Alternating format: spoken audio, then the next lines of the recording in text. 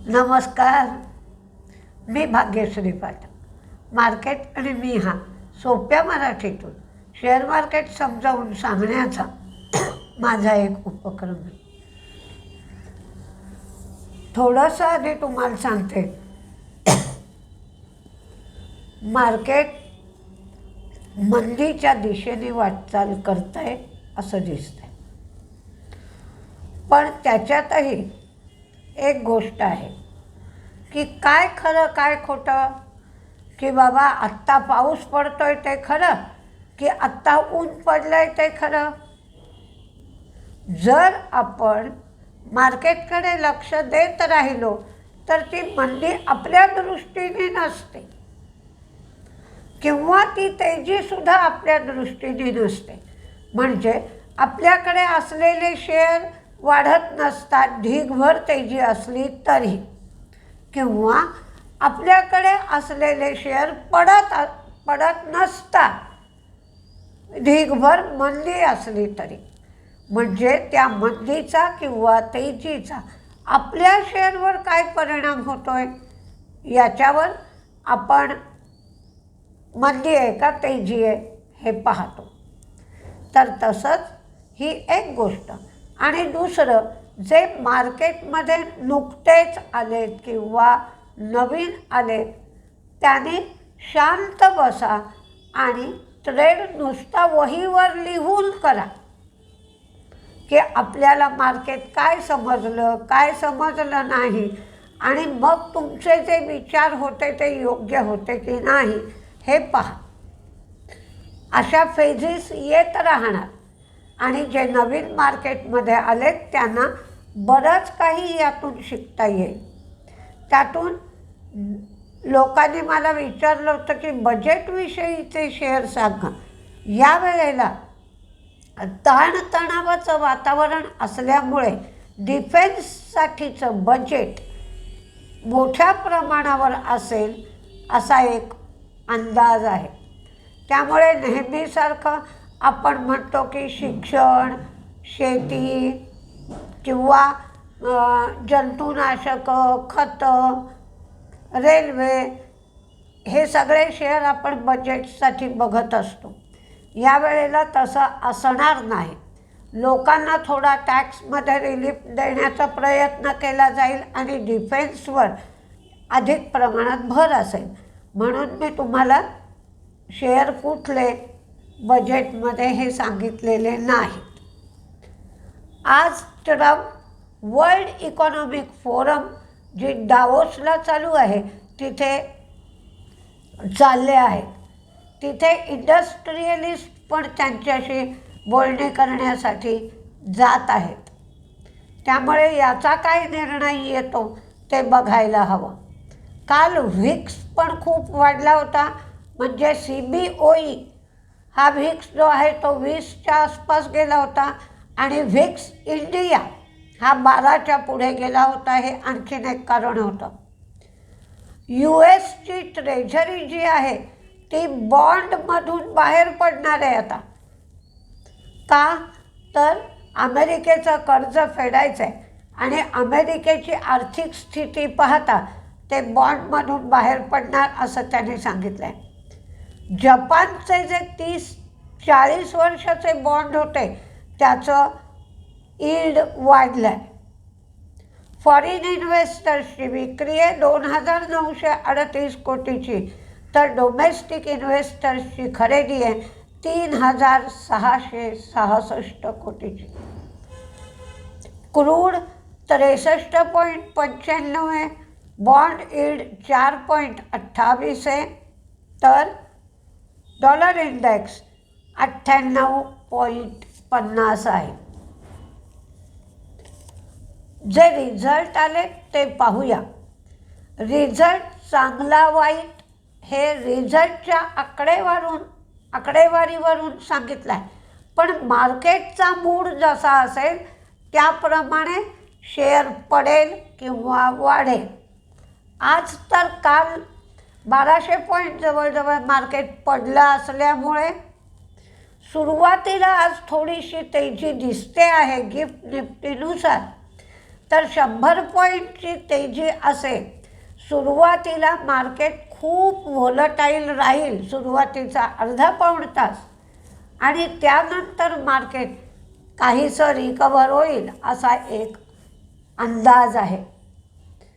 त्या वेळेला जर मार्केट रिकवर झालं 300 पॉईंटच्या आसपास, तर मग ज्यांनी काल शॉर्ट्स मारले त्यांना ते रिकवर करावे लागतील. त्यामुळे आज आणखीन सावधगिरी बाळगायला हवी.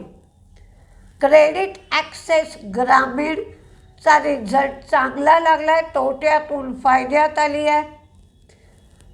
फायदा, रेव्हेन्यू, मार्जिन सगळंच सुधारलं आहे. शॉपर स्टॉपचा फायदा कमी झाला आहे, रेव्हेन्यू वाढला आहे, मार्जिन कमी झालं आहे. DCM श्रीराम यांचंसुद्धा रेव्हेन्यू वाढलं आहे. बाकी फायदा, मार्जिन कमी, ₹3.60 dividend. AU small finance bank, AUचं प्रॉफिट वाढलं आहे,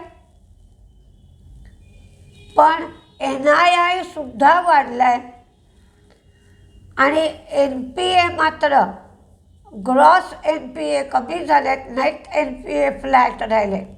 सायंट DLM प्रॉफिट वाढलं, रेव्हेन्यू कमी, मार्जिन वाढलं.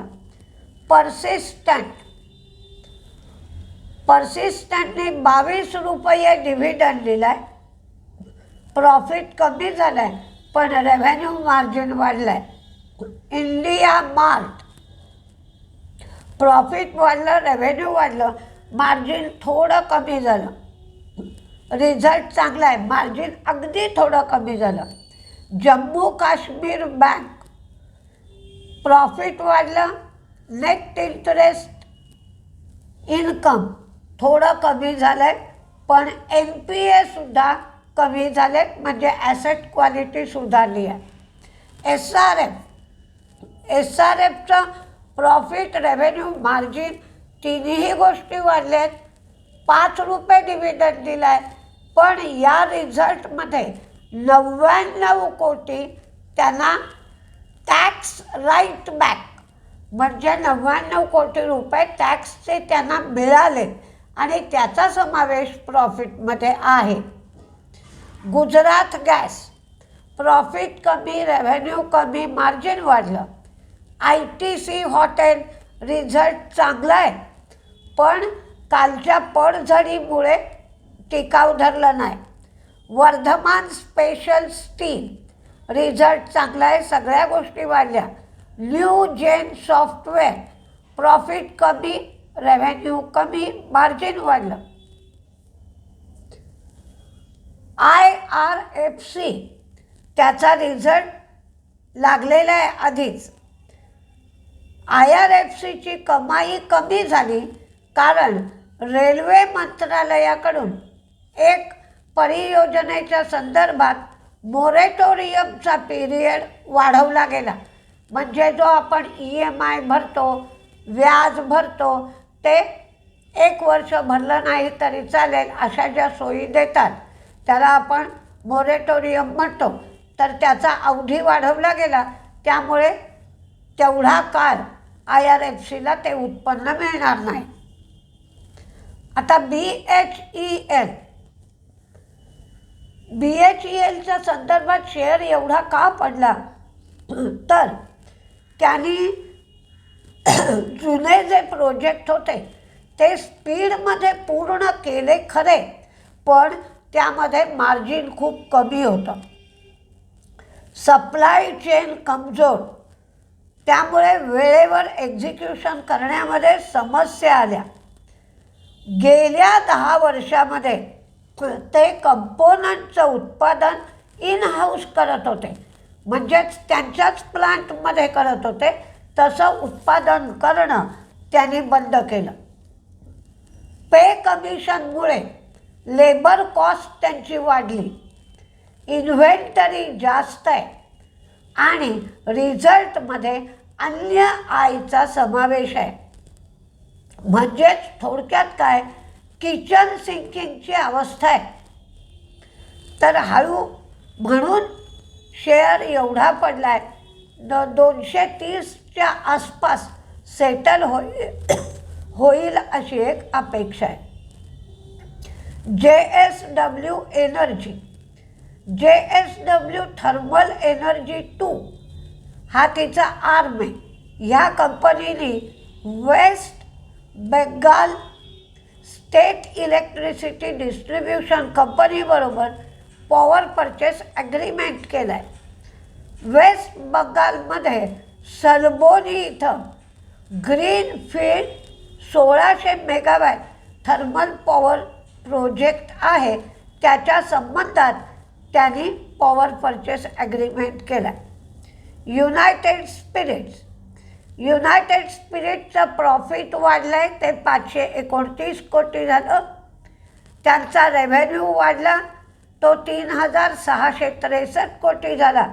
पण त्यांचं मार्जिन कमी झालं आहे, 16.8% एवढं मार्जिन झालं आहे. क्रॉम्प्टनने 20 वॅटचा मोबाईल चार्जर लॉन्च केला आहे आणि ॲक्विला प्लस आणि डेल्फिनस या ब्रँडखाली, डेल्फिनस प्लस या दोन्ही ब्रँडखाली बरेच प्रॉडक्ट्स त्यांनी लॉन्च केले आहेत.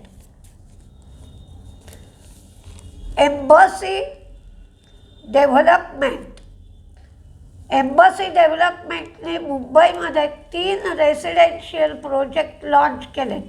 त्याची ग्रॉस डेव्हलपमेंट व्हॅल्यू 12,000 कोटी एवढा आहे. वरांडा लर्निंग यांनी NSCकडून कोणतीही तक्रार नसलेलं लेटर मिळालं असं सेबीला सांगितलं आहे, म्हणजेच no objection letter. Power Grid cold spare transformer आणि रिॲक्टर घेण्यासाठी त्यांना परवानगी मिळाली आहे. याची किंमत 914 कोटी आहे. दालमिया भारत, आसाममध्ये त्यांनी कमर्शियल प्रोडक्शन सुरू केलं आहे. Delivery autonomous transportation management system त्यांनी सुरू केली आहे. जीनस पॉवर न्यू इलेक्ट्रिक इनोव्हेशनमधला 86% स्टेक ते घेणार आहे. लेमन ट्री उत्तर प्रदेशात 48 रूमची प्रॉपर्टी ते घेणार आहेत. रॅलीज इंडिया प्रॉफिट कमी झाला आहे, रेव्हेन्यू वाढला आहे, मार्जिन कमी झालं आहे, पण वन टाईम लॉस 35 कोटींचा आहे. त्यामुळे प्रॉफिट कमी दिसत आहे. तर मार्केट कसं चालतं आहे त्यावर अवलंबून आहे. कॅनरा रोबेको AMC यांचं प्रॉफिट रेव्हेन्यू दोन्हीही वाढलं आहे. सुप्रीम पेट्रो प्रॉफिट आणि मार्जिन कमी झालं आहे, रेव्हेन्यू वाढला आहे. PTC इंडिया फायनान्शियल प्रॉफिट कमी झालं आहे, नेट इंटरेस्ट इन्कमसुद्धा यांचं कमी झालं आहे. मास्टेकचं प्रॉफिट वाढलं आहे, रेव्हेन्यू कमी झालं आहे, मार्जिन वाढलं आहे. आज असं होईल की कुठला शेअर तेजीत राहील, कुठला शेअर मंदीत राहील, यापेक्षा मार्केट टर्न कोणत्या बाजूने घेत आहे ते बघणं गरजेचं आहे. नाहीतर फजिती होईल. मला वाटलं पडेल म्हणून मी विकला आणि नंतर वाढला, अशी अवस्था होण्याची शक्यता आहे. कारण काल एक्सपायरी होती, उद्याही एक्सपायरी आहे, तर त्याचा सँडविच सेशन आज आहे. त्यामुळे मार्केट व्होलटाईलसुद्धा राहू शकेल, म्हणून काळजी घेणं गरजेचं आहे. मी रोजच्याप्रमाणे एक लिस्ट दिली आहे, पण ॲक्च्युअली लाईव्ह मार्केटमध्ये काय काय बदल होत आहेत आणि त्या बदलानुसार ज्याला लवचिक किंवा फ्लेक्झिबल राहता येत आहे त्यांनीच आजच्या मार्केटमध्ये ट्रेड करा. नाहीतर ट्रेड न करणं सुद्धा कधी कधी फायद्याचं ठरू शकतं. तेजीमध्ये कुठले शेअर राहतील याचा एक अंदाज Dalmia Bharat, AU small finance Bank, Persistent, HCL Tech, JSW Energy, Jammu Kashmir Bank, restaurant brand. कारण हे 70 रुपयाच्या रेटनी शेअर आणि वॉरंट इश्यू करणार आहेत आणि आत्ताचा भाव 62-63 रुपयाच्या आसपास आहे. United Spirits, Manappuram, Apollo Hospital, HDFC Bank, Ramkrishna 4G, हुडको. मी हुडको एकच शेअर देऊन बघितला आहे, कारण कदाचित ॲफोर्डेबल हाऊसिंगच्या संदर्भात, कारण हल्ली रिअल इस्टेटवाले सगळेजण प्रीमियर रेटचे ब्लॉक जास्त बांधतात. ॲफोर्डेबल हाऊसिंगमध्ये लोकांना परवडणारे दरच नाही आहे आणि लोकांच्या नोकऱ्या जात आहेत. तर या संदर्भात सरकार काही विचार करेल बजेटमध्ये असं मला वाटलं, म्हणून मी हुडकोचा शेअर दिला आहे. क्रेडिट ॲक्सेस ग्रामीण, AB फॅशन रिटेल. काल जे ब्लॉक डील झालं त्याच्यामध्ये सोसायटी जनरलनी शेअर्स घेतलेत. TBZ रिझल्ट चांगला आला आहे. SRF Godrej consumer.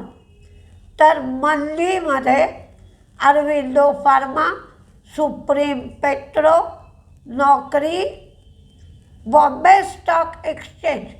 कारण नवीन एक्सचेंज उघडत आहे, त्याचा परिणाम बॉम्बे स्टॉक एक्सचेंजवर होऊ शकतो.